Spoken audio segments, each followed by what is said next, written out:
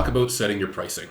This is difficult across the board for so many contractors, and arguably one of the most difficult things in your entire business. If you set your price too low, you're going to end up being out of business. If you set your price too high, you're going to have a hard time attracting the right client. So, how do I set my pricing so that I can grow sustainably, make sure I attract the right kind of client, and stay in business? Well, it all begins with understanding your overhead. Now, overhead is a word that's thrown around all the time. It's things like office expenses, insurance, vehicles, gas. But what is overhead actually?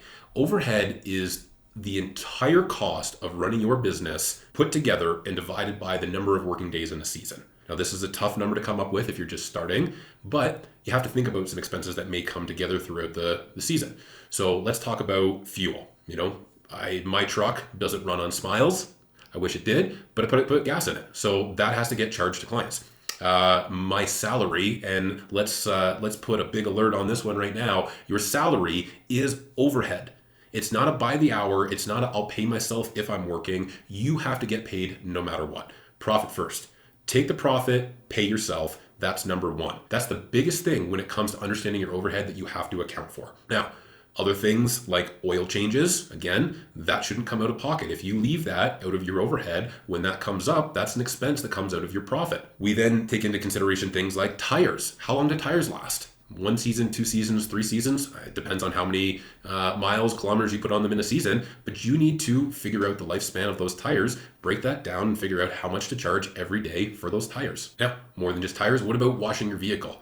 How many jobs have you shown up to with a dirty vehicle when it should be clean? I get it if it's an ongoing job, but if it's a new potential client, you got to wash that truck first. You got to make sure you show up with your best foot forward, and the cost to wash that vehicle can't come out of your profit. Because when that comes out of your profit, and the tires come out of your profit, and the oil changes come out of your profit, guess what? There's no profit left. You go out of business, and you're in a different industry, or you find yourself working for somebody else. And at ULA, our number one goal is to keep you working for yourself and growing your business, not shutting your business down. Now, don't forget things like your administration costs or office supplies. All that comes together at the end of the day. You have to have that built into your overhead, into your profit, so your business can continue to operate and you can continue to get paid every single day and the business grows. Because remember, if your business isn't growing, your business is no longer operating, you can't help people anymore. And I'm pretty sure that that's a big reason why you got into this industry was to help people. Landscaping, it's hard work. We don't just do it for the money. We do it because we enjoy doing it and we enjoy what we create. Now let's talk about my business. When I first started my business,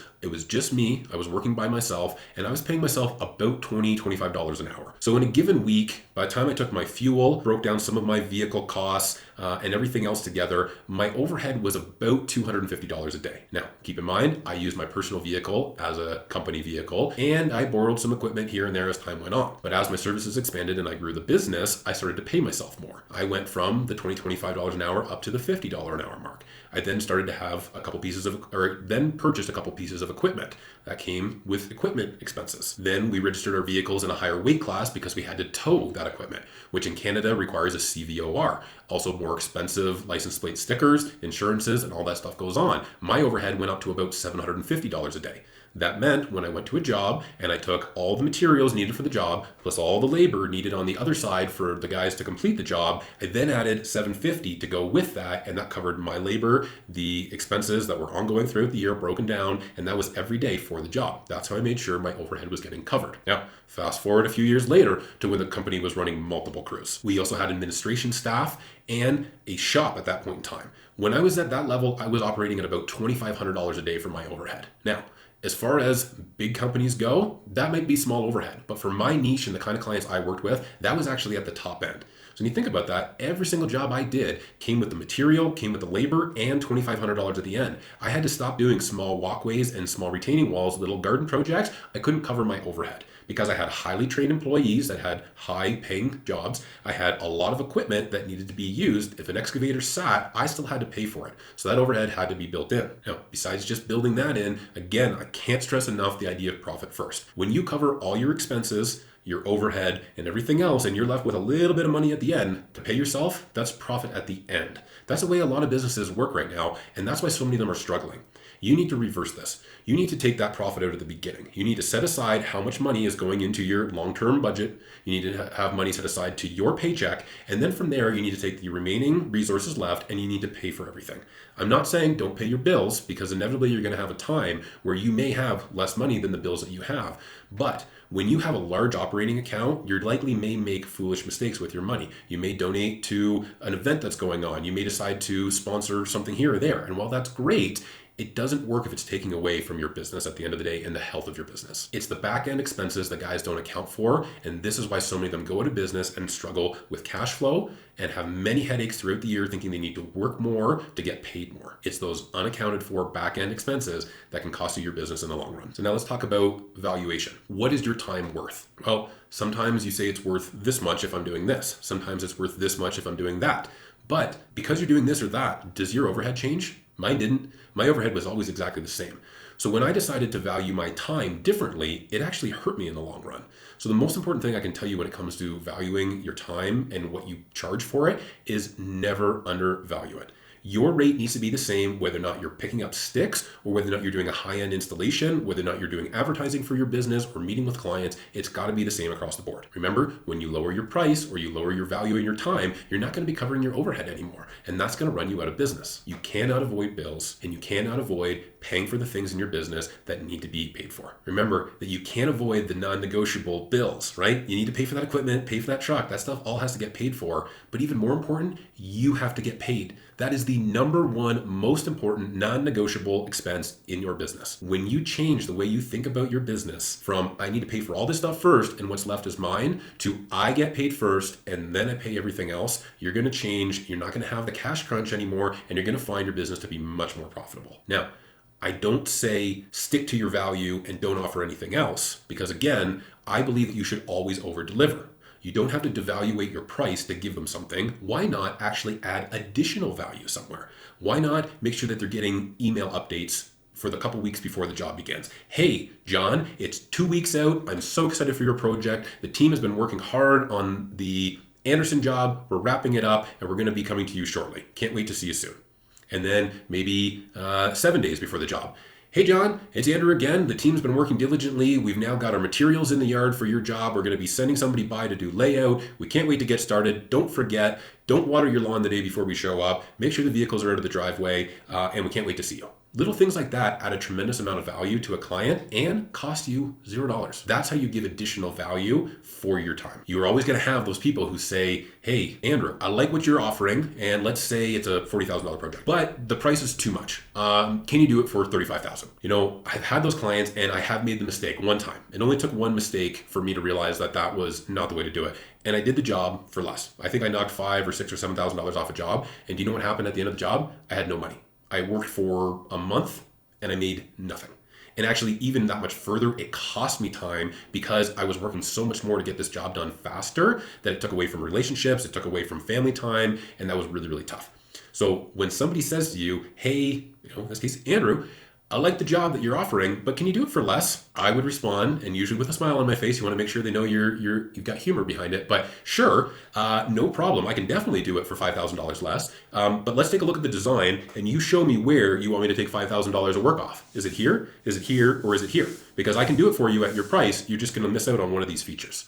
Right? They're going to understand, usually laugh a little bit about it, and they're going to go, what, you can't just knock the money off? And you say, no, I can't just knock the money off. I can't operate my business and provide the value and the quality if I take this money away from the job. If it's too much for what you want to spend, let's remove something from the project so that we stick in your budget. They're going to respect you for that kind of answer, and 99% of the time, they're just going to sign anyways because they were happy paying $40,000. They were just looking for a little bit of a deal. You need to get really comfortable talking about budget. I've said it before, whenever you get into money talk with a client, the distance between their shoulders and their ears, it gets shorter. They go like this because they're uncomfortable. They don't want to talk about money. They're afraid if they tell you what they want to spend, that you're going to take advantage of them. And most people out there are just uncomfortable talking about finances in general because it's not something we generally talk about. So when I approach a client and I want to talk to them about their project, we go over what they want, what they need, a little bit about why they're doing it. And then we talk about the budget. And I always say to them, pretend for a minute I'm taking my contractor cap off and I'm putting my friend hat on. What do you actually want to spend to do this job? They always go, I don't know. Or I'm not telling you. And that's where I laugh and I have the little like, okay, let's bring these shoulders back down. And I say, listen, I can't provide the best quality work for you if I don't know your budget. I don't want to waste your time or mine bringing you a budget that's twice what you were expecting to pay for the project. Alternatively, I don't want to bring you a simple project that doesn't meet your expectations if you were hoping for something a little bit more grand. So get comfortable talking about budget. It's going to save you a lot of time and it's going to build that trust with the client right off the hop. When you bring them a design or a project that meets their budget, if they trust you and they've done their research about who you are, they like what you're offering, there's really no reason for them to say no. And then you got yourself a new client. All right, now when it comes to estimating a project, we talked about providing the amount of value for your time and everything else.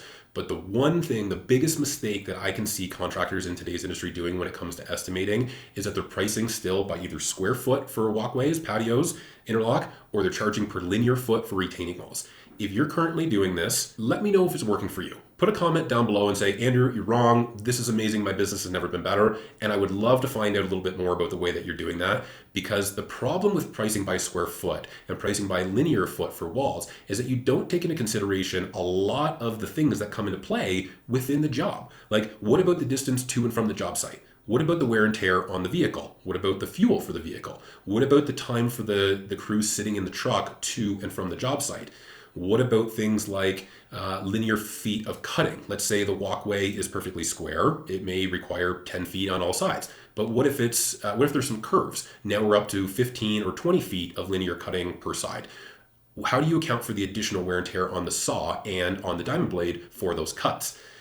What about linear feet of edging? That costs, $1.50 a linear foot, or at least it was when I was doing it. Spikes, they were, nails for edging were 25 cents a piece. That's probably gone up. Who accounts for all those additional pieces of material on the job if you're just pricing by the square foot?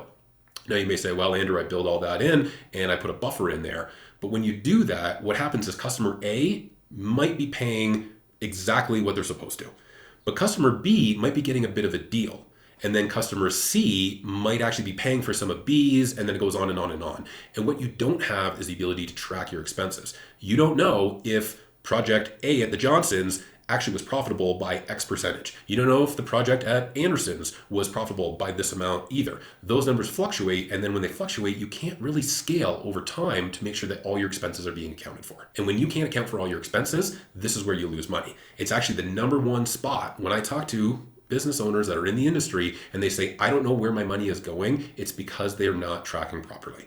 I have spreadsheets still from when I was in business with probably 100 different lines on them. Lines for granular A, for screenings, for 3/4 clear stone, for river stone, for mulch, for linear feet of edging, for cutting, linear feet of cutting, on and on and on and on. How many yards of soil is hauled away? How many kilometers or miles, depending on where you are, the trucks are driving on a site? What comes to site? What left site? What tools had certain hours on them? All this stuff has to be accounted for on each project so that at the end of the day, these expenses are getting covered by the client on the job that you are and not coming out of your bottom dollar at the end of the day. And if you're wondering about building a spreadsheet like this, like, Andrew, I don't have time, I don't know how to do it, you don't even have to worry about it. I'm actually giving this spreadsheet away. So if you click the link below, you're going to have access to download that spreadsheet, and please start using it as soon as possible. It's going to take a little bit of time to get moving and get this become part of your normal standard operating procedure. But in the long run, you're going to realize where you were leaving huge amounts of profit or huge amounts of expenses out of your jobs, and you're going to be able to start tracking and accounting for that, knowing exactly how much you spend down to the penny. Now, the thing about this that you have to go one step further is you have to remember, how do I recoup these expenses if I have extra with a client?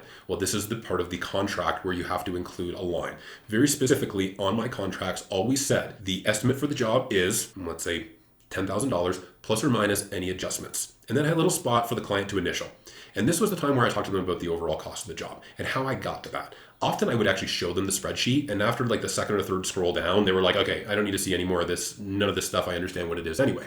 But what it showed them is how closely I tracked every single thing that went into the project and how I made sure that it was all going to be accounted for.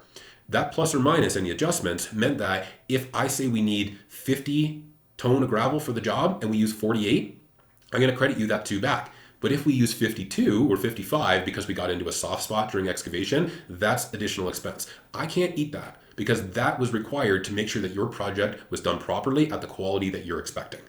So that plus or minus is a major one to have on your estimates, keeping in mind that if there's any major expenses throughout the job, you need to bring those up and talk to them throughout it. You can't just slap them with 5, 10, 15% overages at the end of a project. They're going to get upset with that. So if you price this way, you're always going to know what the job will cost you to do. You're also going to know what your profit is on every single job. Get away from pricing by the square foot or by the linear foot. It's such a crapshoot. You're going to be lucky if you get it right, but 99% of the times, customer A is paying for B, B's making extra for C, and it goes on. So if you think what you've heard here in this video might actually help you grow your business, and you think that ULA may be able to help you in other areas to grow and expand, then click a link in the description below, and it's going to set up a call. I'd love an opportunity to talk with you, hear what it is that's troubling you in your business today, and see if this is a right fit to help you grow sustainably in seasons to come. And as always, I really appreciate your time.